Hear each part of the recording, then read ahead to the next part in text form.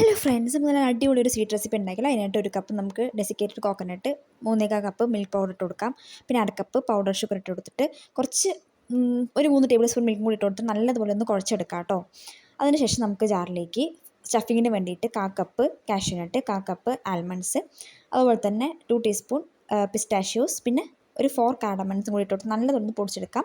പിന്നെ saffron water, അത് ഓപ്ഷണലാണ് കേട്ടോ.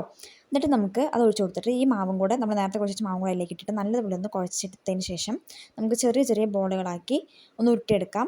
എന്നിട്ട് നമുക്ക് നേരത്തെ നമ്മൾ എടുത്ത് വെച്ച മാവില്ലേ, അതൊന്ന് ഇതുപോലെ ഒന്ന് ജസ്റ്റ് ഒന്ന് പരത്തിയെടുത്തിട്ട് അതിൻ്റെ ഉള്ളിലേക്ക് നമുക്ക് ഈ ചെറിയ ചെറിയ ബോളാക്കി എടുത്ത് അതും കൂടെ നമുക്ക് ചേർത്തിട്ട് നല്ലതുപോലെ ഒന്ന് ഉരുട്ടിയെടുത്തതിന് ശേഷം നമ്മൾ നേരത്തെ നമ്മുടെ ഡെസിക്കേറ്റഡ് കോക്കനട്ടിലേക്ക് ഒന്ന് മുക്കിയെടുക്കാം കേട്ടോ.